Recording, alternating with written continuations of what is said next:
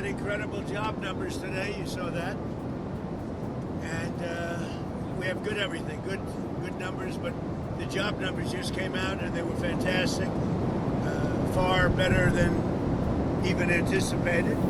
They anticipated pretty good, but they had no idea it was going to be that. And unfortunately, we're in a world where for the last 15 years or so, when you have good numbers, the market goes down. When you have bad numbers, the market goes up because too much emphasis is placed on inflation. And you don't have to have inflation by having growth. And we have great growth, and that doesn't mean inflation. In fact, it can be anti-inflation growth. So I hope the market starts to learn that when you have good numbers, the market should go up, not down. Question? Sorry, given those job numbers, do you think the Fed should cut rates at its next meeting? And do you think new chair Kevin Warsh can convince the rest of the Kevin make that decision? I'd like to see lower interest rates because each point, think of this, is $600 billion. Okay? So, you know. You said yesterday you're interviewing some candidates for permanent director of national intelligence. Who's under consideration for it? I have 5 interviews, and we'll have a very good person watching things, Bill Pulte.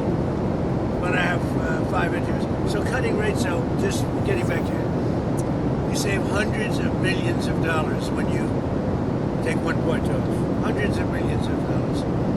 2 points, you save double hundreds of millions of dollars. And so I therefore, you know, from that standpoint. But someday we're going to have to go back to the old theory. When we're doing so good, we have more auto plants being built than we've ever had. We have more plants being built than we've ever. All these numbers are good.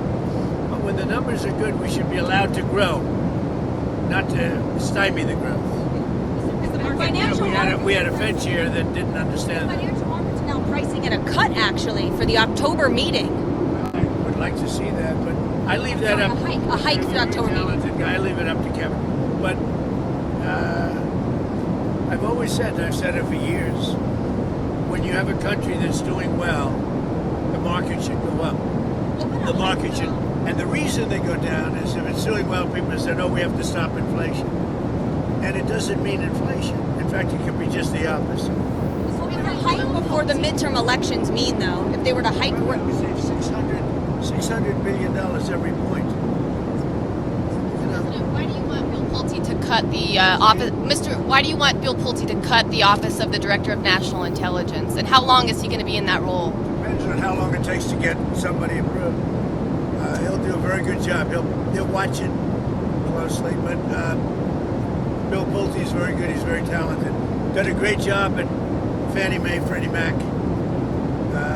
The value there is close to $1 trillion. We built a value that's incredible. So he's done a very good job in that. He'll do a good job. He's watching for, you know, during this time period. And you want him to cut the number of people working there? I wouldn't mind. I've heard that's way too high for way too long. Yeah, I wouldn't mind. If he cut, I wouldn't mind that.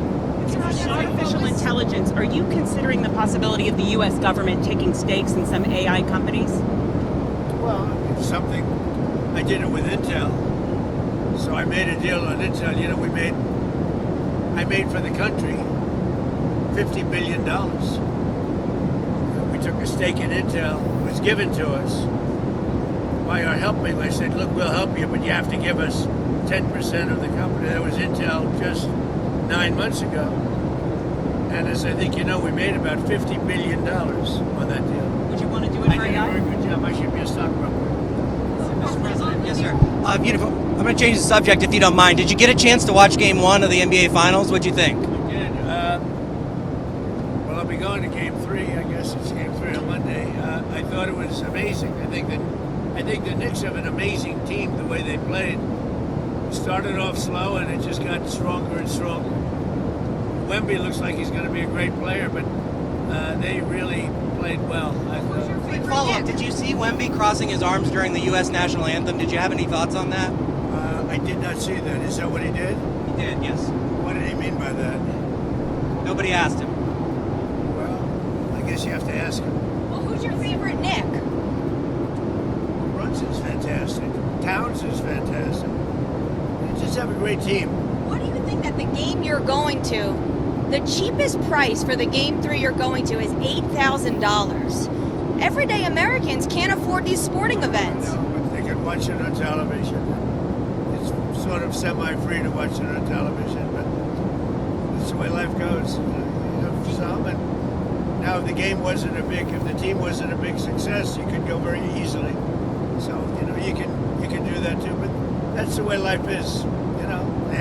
They've had great success, and don't forget they've suffered also losses, and they've suffered during the bad time.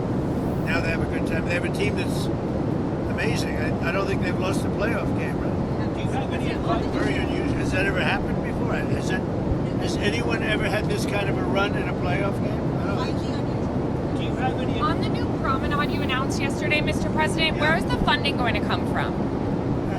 It's not a lot of money, and it's going to be beautiful. It's always been, the Lincoln Memorial has always been very tied to the Potomac River, but they built 2 roadways behind it unexpectedly at the time, many years ago, but after the memorial was built. It used to have a tie to the river, and then the highways cut it off. And we have a really beautiful plan where it goes over a beautiful series of platforms that bring you right down to the river. It's beautiful. It's cool. It's a promenade. It's a beautiful promenade. Well, it can come from we have a lot of sources of funding. We won't have to go back to Congress or anything. We have a lot of sources of funding. And a lot of people have asked me to stay involved with the Kennedy Center. We had a judge who's totally conflicted, but that's all right. He's a totally conflicted judge, should be ashamed of himself. But they've asked me in the strongest of language to stay involved with the Kennedy Center. We want to see, because the building it's very dangerous, number one. Number two, it was losing for years tremendous amounts of money.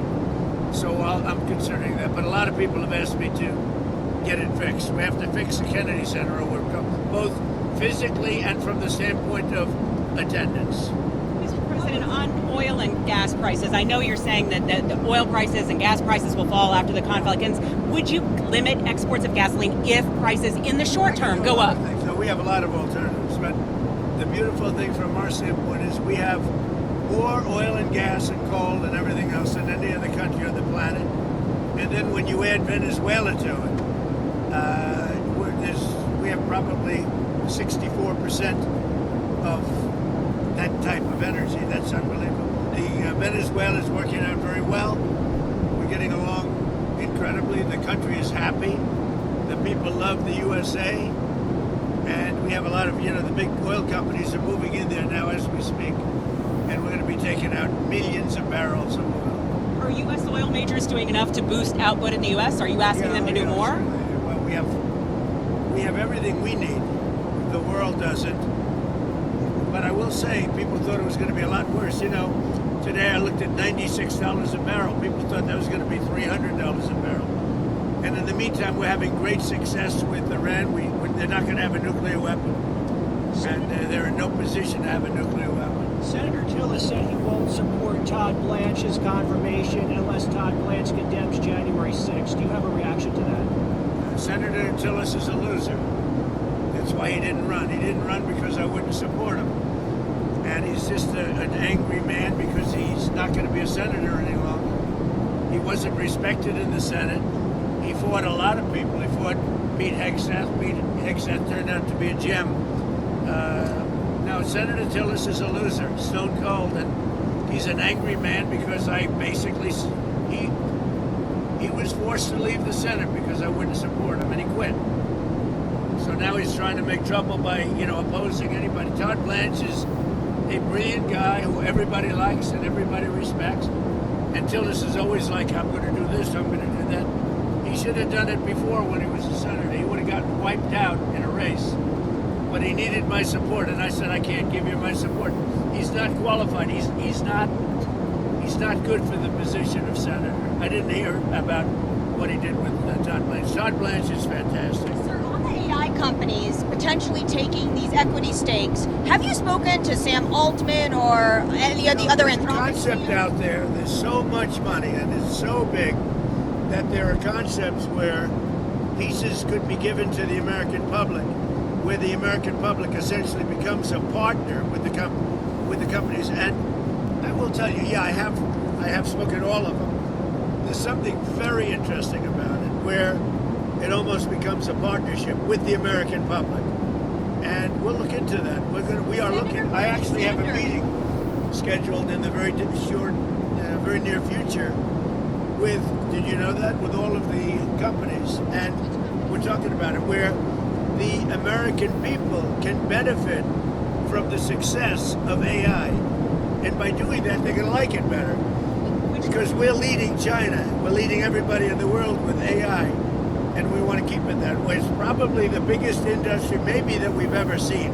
Which companies? In the meeting? All of them. Anthropic, All the big ones, yeah. SpaceX? They're all coming to the White House probably next week. And is the idea that that would be dividends for the American We're people? going to see. I mean, we're going to see. Sort of, it's like you make them a partnership in this revolution. It would be a beautiful thing, and Senator it would Bernie, make them rich.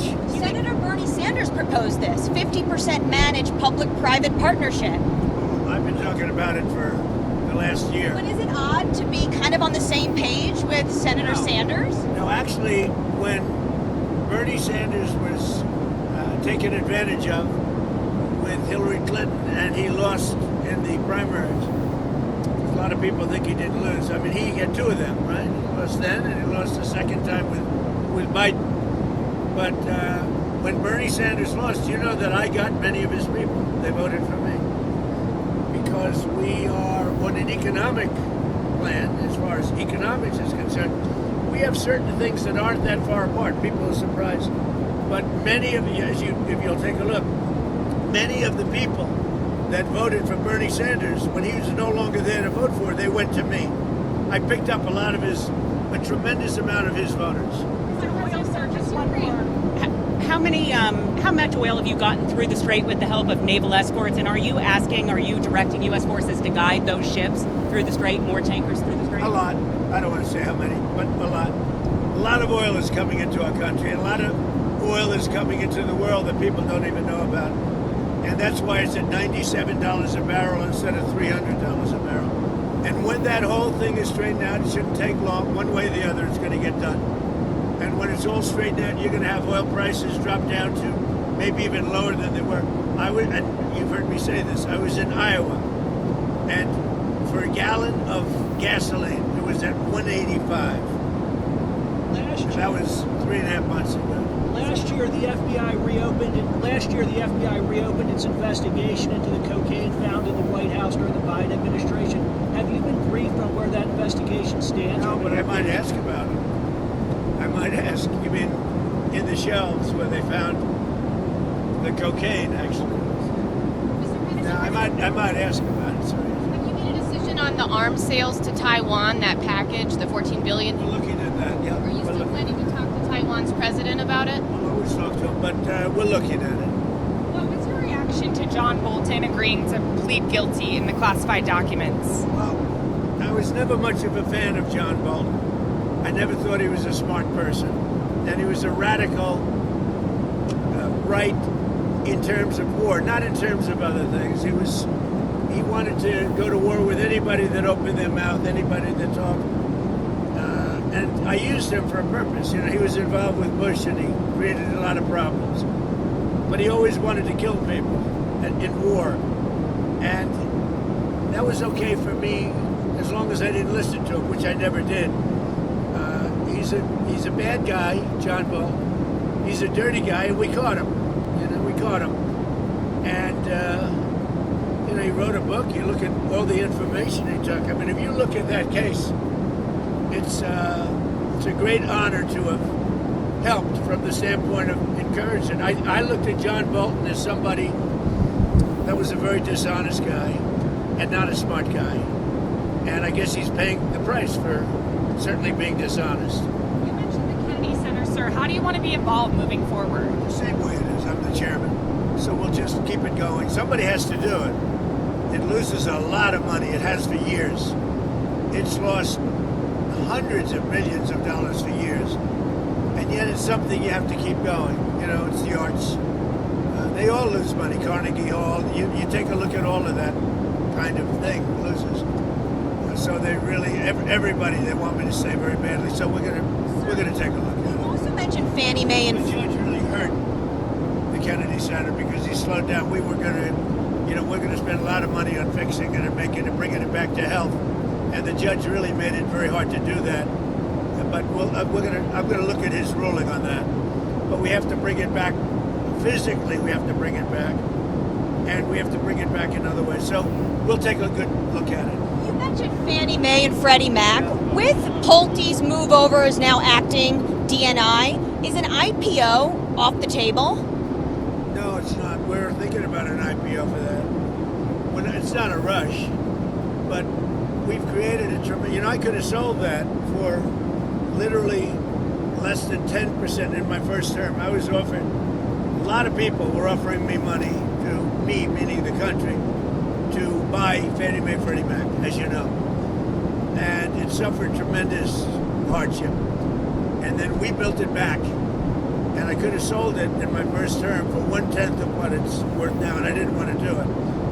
Now I think we would consider an IPO. Yeah. And he would he would potentially see that through. He's staying there. So then who are the people you're talking to for DNI? Can you give us some names?